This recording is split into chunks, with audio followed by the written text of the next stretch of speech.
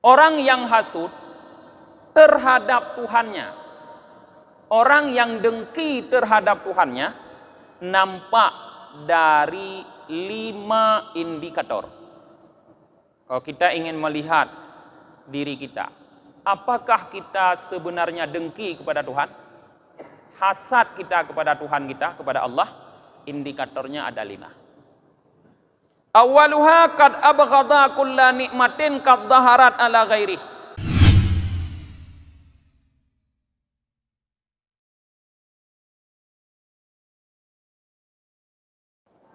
Assalamualaikum warahmatullahi wabarakatuh.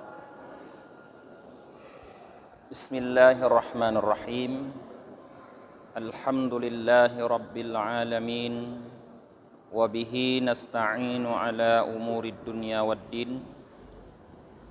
Asyhadu an la ilaha illallah wahdahu la syarikalah.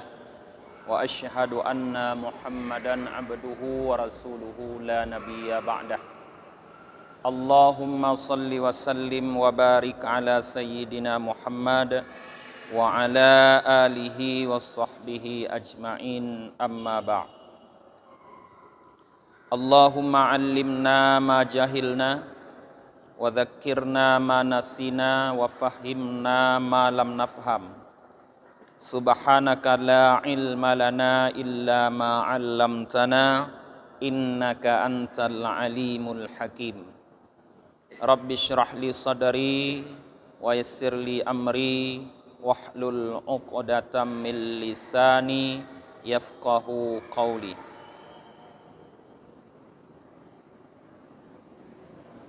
Jamaah maghrib yang dirahmati oleh Allah Subhanahu wa ta'ala, malam minggu yang lalu kita telah mengkaji beberapa wasiat Rasulullah kepada Anas bin Malik. Di antaranya pada wasiat yang akhir, Rasulullah mewasiatkan kepada Anas untuk mengeluarkan rasa dengki dari hatinya terhadap seluruh kaum muslimin. Karena mengeluarkan rasa dengki terhadap kaum muslimin adalah merupakan sunnah Rasulullah sallallahu alaihi wasallam. Maka siapapun yang melakukan itu berarti dia mencintai Rasulullah sallallahu alaihi wasallam. Siapapun yang mencintai Rasulullah, maka ia akan bersama beliau nanti di dalam surga. Artinya para jamaah, mengeluarkan rasa dengki dari hati terhadap sesama muslim, membebaskan hati kita daripada rasa dengki terhadap sesama muslim, dapat membuat kita masuk dalam surga nanti di hari akhir. Malam ini para jamaah, marilah kita lihat sebuah hadis yang menceritakan tentang orang yang masuk surga. Dikabarkan masuk surga oleh Rasulullah karena dia tidak memiliki rasa dengki dalam hatinya terhadap sesama muslim.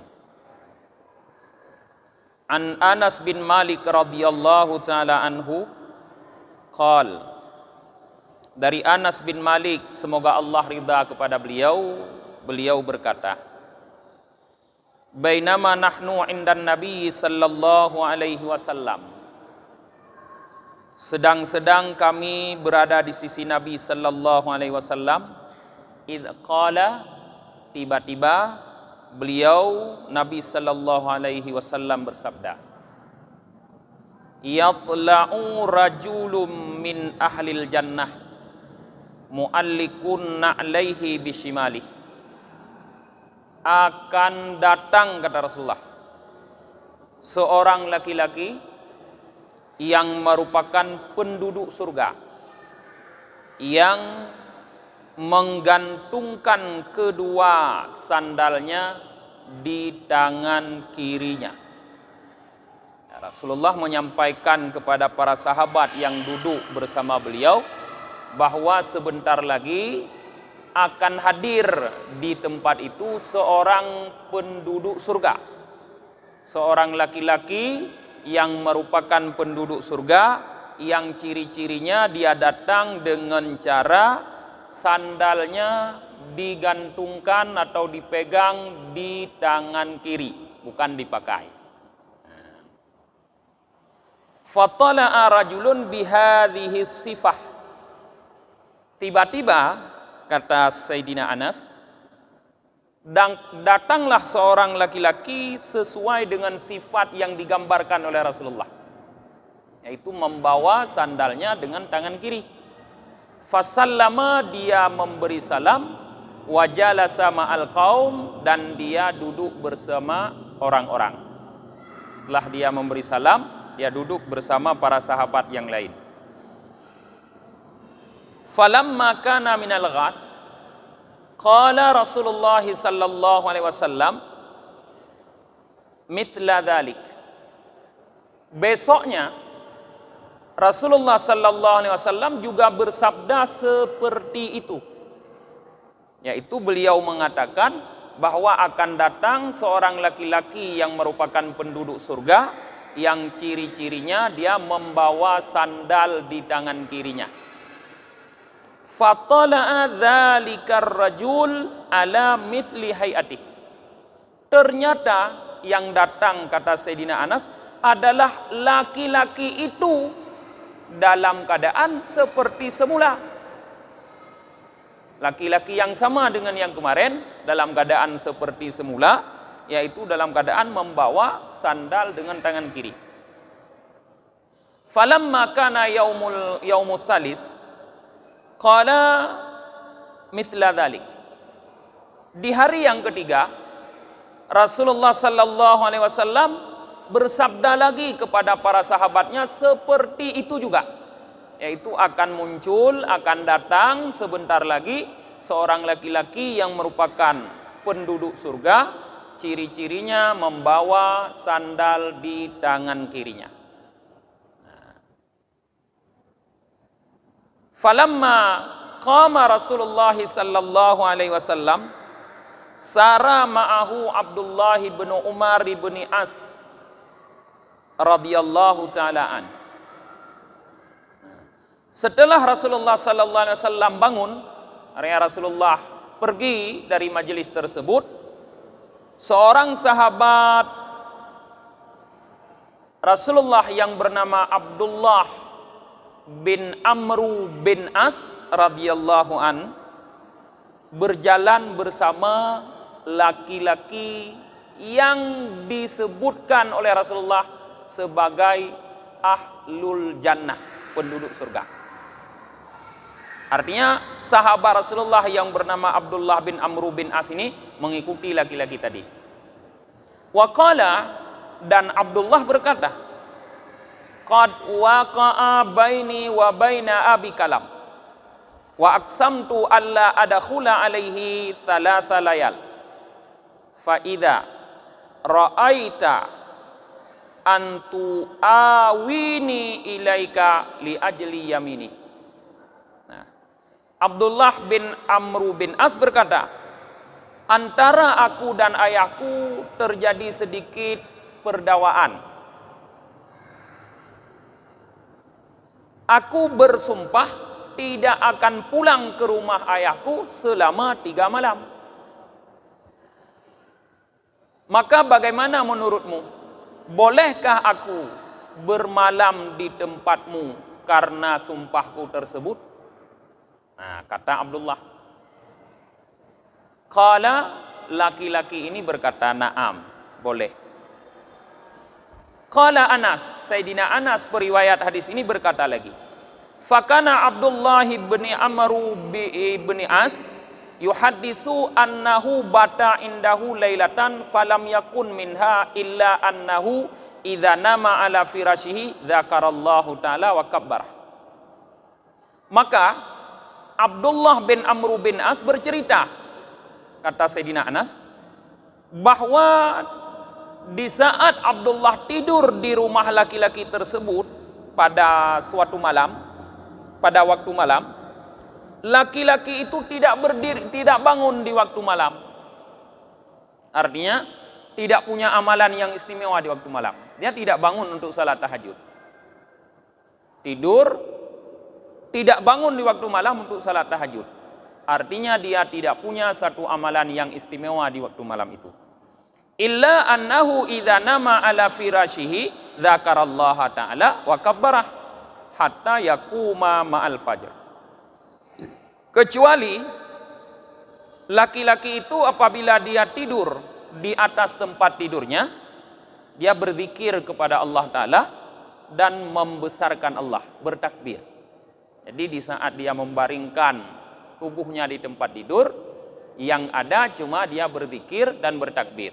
Tapi dia tidak bangun untuk salat tahajud. Sehingga sampai dia bangun besok di waktu fajar. Artinya baru dia bangun waktu salat subuh. Fa idza tawadda'a asbaghal wudu'a wa atamma shalah.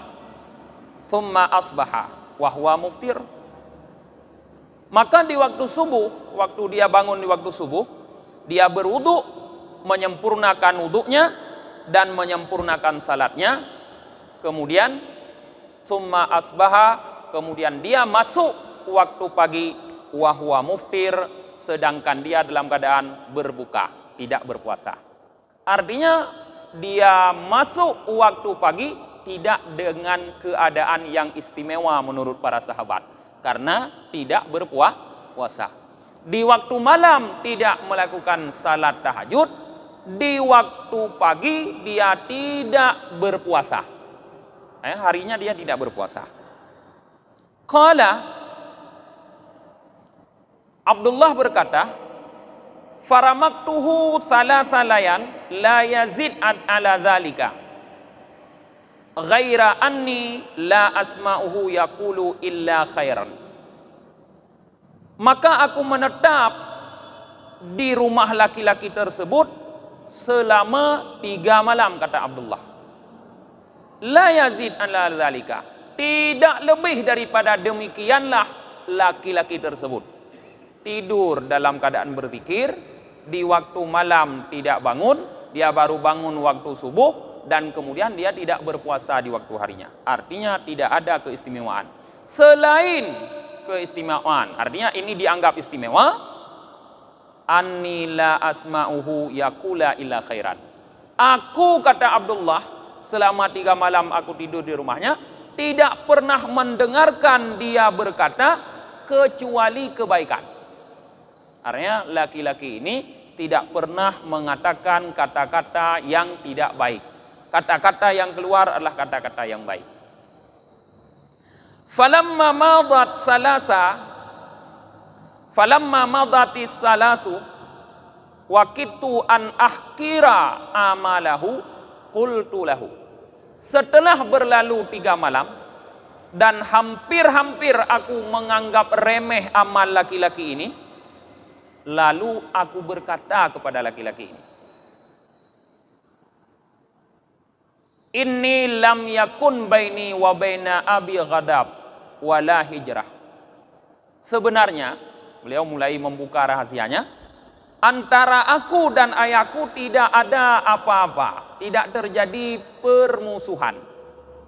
Karena dia pertama minta izin untuk mengikuti laki-laki ini, karena antara dia dan ayahnya katanya ada perdawaan, ada pertengkaran. Nah, baru dibuka sekarang. Sebenarnya antara aku dan ayahku tidak ada sedikit pun permusuhan. Dan tidak ada hijrah, katanya. Artinya aku bukan menyingkir dari rumah ayahku. Walakinni sami'tu Rasulullah sallallahu alaihi wasallam yaqul fi 3 majlis. Tetapi yang menjadi sebab aku datang bermalam ke rumahmu, karena aku mendengar Rasulullah sallallahu alaihi wasallam berkata pada 3 majlis. Artinya selama 3 hari.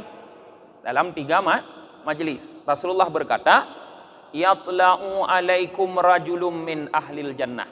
Akan datang kepada kalian seorang laki-laki yang merupakan penduduk surga. Fatala'ta anta. Yang datang selalu kamu. Di saat Rasulullah menyampaikan bahwa akan datang seorang laki-laki penduduk surga, yang datang adalah kamu.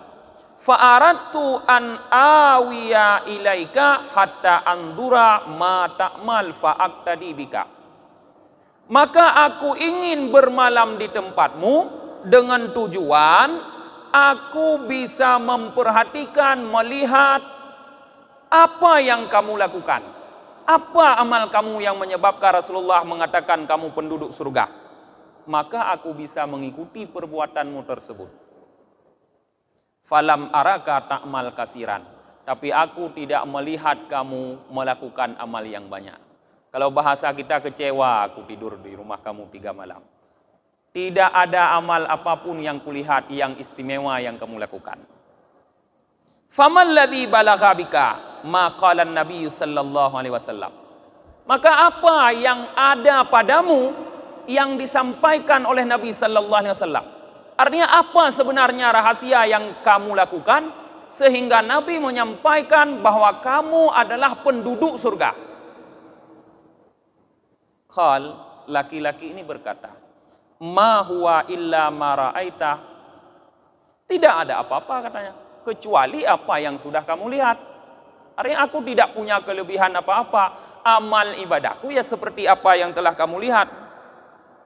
Fansaraftu anhu. Maka kata Abdullah, aku pun berpaling daripadanya. Artinya Abdullah ini ingin pulang. Karena dia tidak mendapatkan apa-apa, tidak mendapatkan rahasia. Fada'ani hina walitu faqala. Maka laki-laki ini memanggil aku ketika aku berpaling. Dia berkata, ma huwa illa ma ra'aita. Tidak ada amal apapun yang aku lakukan kecuali apa yang engkau lihat. Ghaira anni la ajidu fi nafsi syarran li ahadim minal muslimin. Selain aku, tidak terdapat di dalam diriku sedikit pun syarran, keburukan terhadap seseorang dari kalangan muslimin. Wala ahsuduhu ala khairin a'tahullahu iyah. Dan aku tidak pernah merasa dengki terhadap kebaikan yang Allah berikan terhadap orang muslim. Artinya secara amal zahir tidak ada kelebihan laki-laki ini daripada orang lain.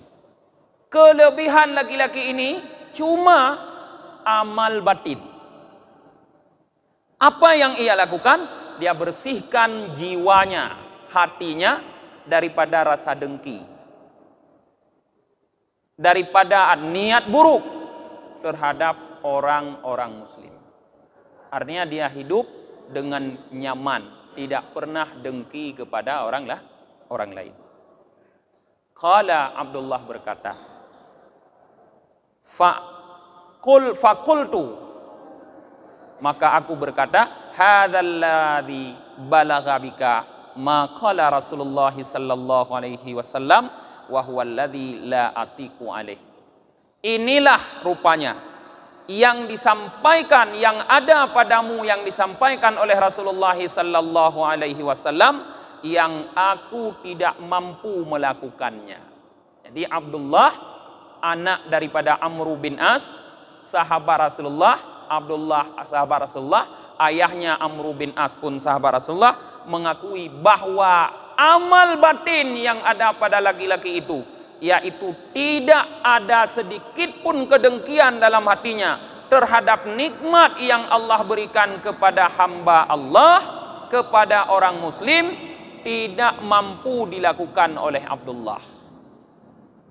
Artinya para jemaah, inilah penyebab laki-laki ini disampaikan oleh Rasulullah min ahlil jannah, merupakan penduduk surga.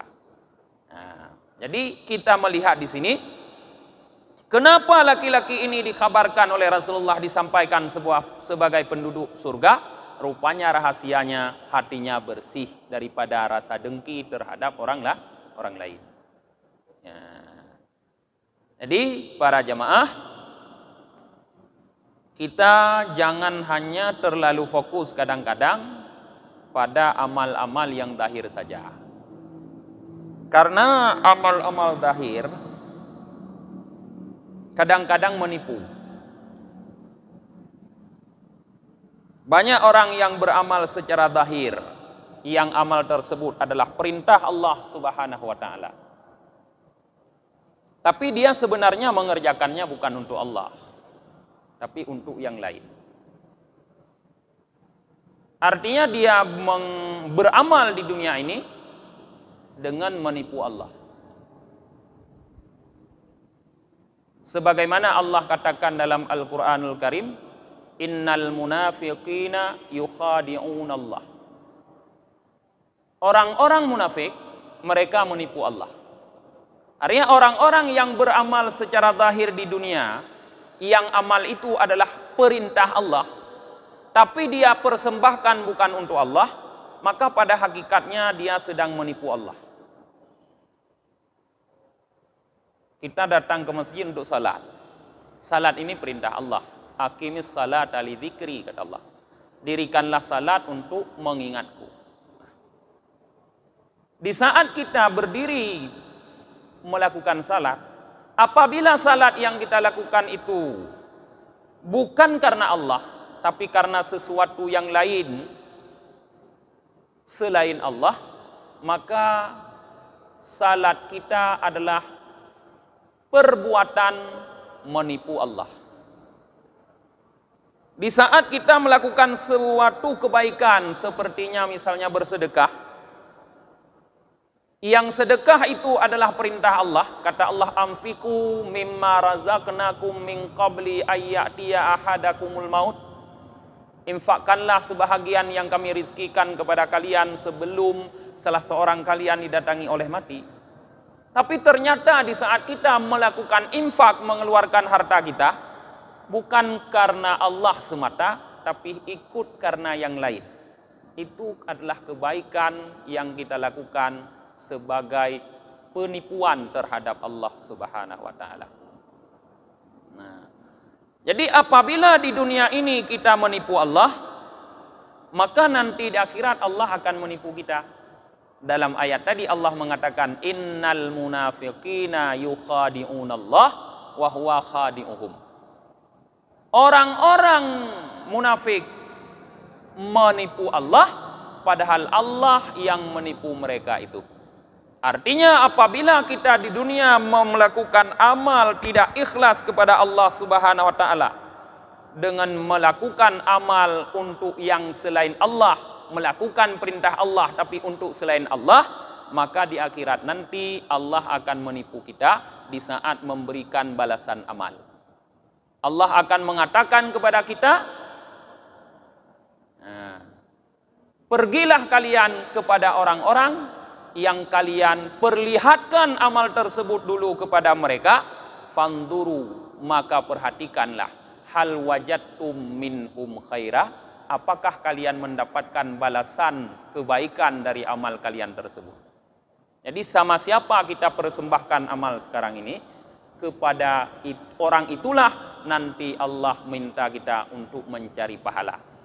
Padahal di akhirat nanti para jamaah, tidak akan ada yang bisa memberikan kebaikan, artinya pahala untuk kita selain Allah. Jadi kalau Allah memerintahkan kita untuk mencari pahala pada selain Dia, artinya Allah menipu kita.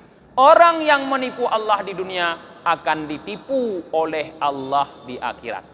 Bahkan lebih menyakitkan lagi, disebutkan dalam hadis bahwa orang-orang yang beramal di dunia menipu Allah, nanti di akhirat akan Allah tipu dia masuk ke surga. Allah katakan kepada dia, idhabu ilal jannah, berangkatlah kalian semua menuju surga, kata Allah kepada para penipu tersebut. Sesampainya mereka di suatu tempat yang surga itu sudah terlihat bangunannya indah-indah dan wanginya surga sudah tercium, Allah perintahkan malaikat untuk menghalau mereka masuk ke dalam neraka. Apa kata mereka? Alangkah lebih baiknya seandainya kami engkau masukkan langsung ke dalam surga, ke dalam neraka, sebelum engkau perlihatkan nikmat-nikmat surga yang engkau berikan kepada aulia-auliamu ya Allah. Artinya mereka ditipu oleh Allah. Allah suruh mereka berjalan ke surga, padahal di tengah jalan Allah perintahkan malaikat untuk menghalau mereka masuk ke dalam neraka. Inilah kalau amal zahir para jemaah. Amal zahir ini banyak menipu. Terlihat baik padahal tidak baik. Banyak yang terlihat baik padahal tidak baik. Maka amal zahir kita belum tentu akan membuat kita masuk ke surga. Tapi amal batin tidak akan bisa menipu. Karena tidak ada keuntungan sedikit pun dari penipuan batiniah. Maka marilah mencari surga Allah dengan amal batin yang diantaranya adalah dengan membersihkan hati kita daripada sifat tercela, yaitu hasad, dengki kepada sesama muslim. Insya Allah kita pun akan termasuk salah satu min ahlil jannah, merupakan bahagian daripada penduduk surga. Qala ba'dul hukamat, sebahagian ahli hikmah berkata, barazal hasidu rabbahu min khamsati aujah. Ya, orang yang hasud terhadap Tuhannya, orang yang dengki terhadap Tuhannya, nampak dari 5 indikator. Kalau kita ingin melihat diri kita, apakah kita sebenarnya dengki kepada Tuhan? Hasad kita kepada Tuhan kita, kepada Allah? Indikatornya ada 5. Awaluha qad abghadha kulla nikmatin qad dhaharat ala ghairih.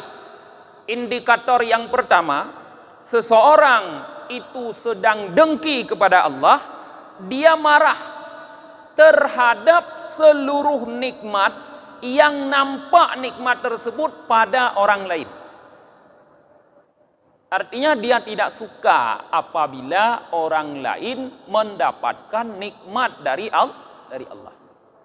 Jadi di saat kita tidak suka adanya satu nikmat pada seorang hamba Allah yang lain, maka sebenarnya di saat itu yang kita dengki bukan orang itu, tapi Allah yang memberi nikmat.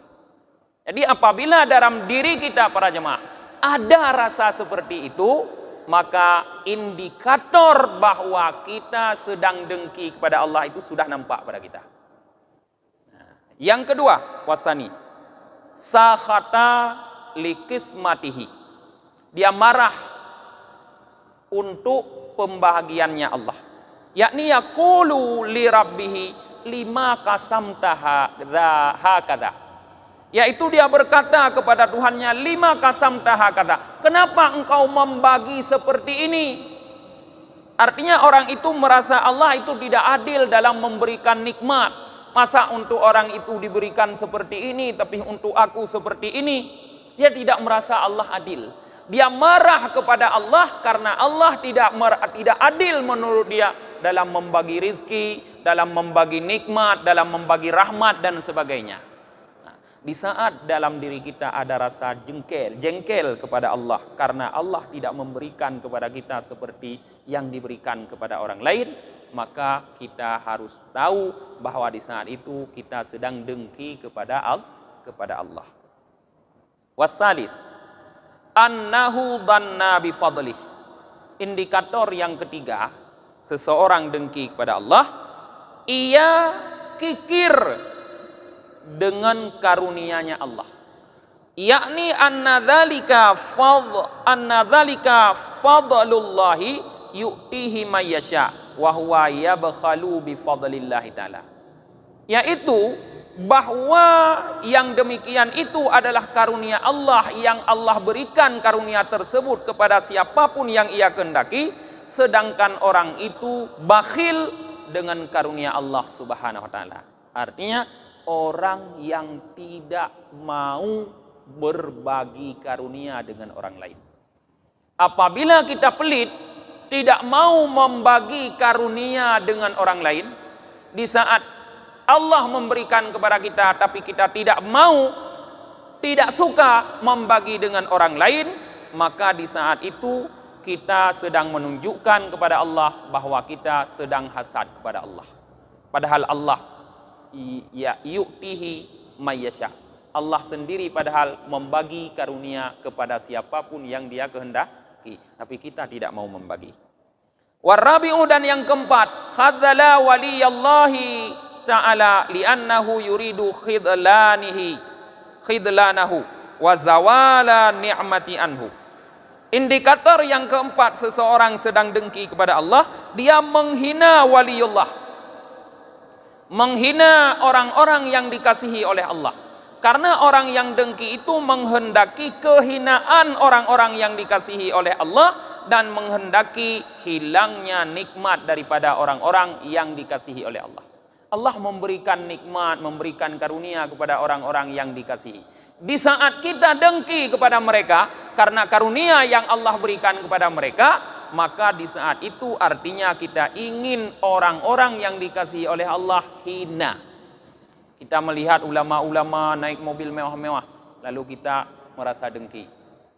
Nyangka ulama karena dekat dengan raja, karena dekat dengan presiden, karena dekat dengan bupati, karena dekat dengan wali kota, kajuk motor, kajuk puhan teman pegot daya hari raya, sebab sering ngejak kantor bupati, sering ngejak kantor wali kota, kalah kenyantanya pakainya. Padahal itu yang didapatkan oleh para ulama itu karena dia orang yang dekat dengan Allah. Karena Allah kasih kepada mereka, Allah berikan karunia. Jalan Allah berikan karunia macam-macam. Terserah Allah mau berikan dari jalan apapun. Kenapa kita harus dengki? Kalau ada rasa dengki kepada mereka, artinya kita ingin mereka itu hina. Kita suka mereka itu hidup dalam keadaan hina. Danyo perle baruhnya ulama bagdanyo munyo gesu ijakrung kaguten. Kepiah kuneng. Gue tangan kasilu jamun nyan baru ulama nyan nyo ulama nyan bagdanyo hae tangin tagai danyo tunang urung nyan nya tunang urung nyan susah danyo nyan hanali ulama menyo kalengan bagdanyo yang butui ulama yang thu ijakrung guten yang thu kepiah kuneng dan tangan kasilu jamun nyan yang nyo ulama bagdanyo. Nah, di saat kita merasa seperti itu, sebenarnya kita ingin menunjukkan bahwa kita sedang dengki kepada Allah Subhanahu wa taala. Yang terakhir para jemaah, wal khamis a'ana aduwah, yakni iblis la'anahullahu taala. Kita membantu musuhnya Allah, yakni iblis, semoga Allah melaknat iblis tersebut. Nah, di saat kita merasa dengki kepada sesama manusia, sebenarnya di saat itu para jemaah kita sedang membantu musuh Allah, yaitu membantu iblis. Membantu apa? Yaitu membantu dia mempunyai kawan nanti di dalam neraka jahanam. Sebenarnya iblis ini divonis oleh Allah masuk neraka. Tapi dia tidak mau tinggal sendiri di dalam neraka, tidak mau masuk sendiri ke dalam neraka, maka dia butuh orang-orang lain yang mengawani. Siapa yang mau mengawani? Siapa yang mau membantu iblis sama-sama tinggal dalam neraka? Termasuk diantaranya adalah orang yang hasad, yang dengki kepada sesama makhluk Allah. Nah, mungkin para jemaah, inilah kajian kita pada malam ini. Marilah kita membersihkan hati kita daripada sifat dengki, baik kepada sesama makhluk Allah ataupun kepada Allah Subhanahu wa taala sendiri. Yang membersihkan diri daripada sifat dengki itu adalah merupakan sunnah Nabi yang akan membuat kita masuk dalam surga bersama Rasulullah sallallahu alaihi wasallam. Kita tutup pengajian dengan membaca doa akhir majlis. Subhanakallahumma wa bihamdika wa nashhadu an la ilaha illa anta wa nastaghfiruka wa natubu ilaih. Subhana rabbika rabbil izzati amma yasifun. Wassalamun alal mursalin walhamdulillahi rabbil alamin. Sallallahu ala Muhammad sallallahu alaihi wasallam. Sallallahu ala Muhammad sallallahu alaihi wasallam. Sallallahu ala Muhammad ya Rabbi salli alaihi wasallim.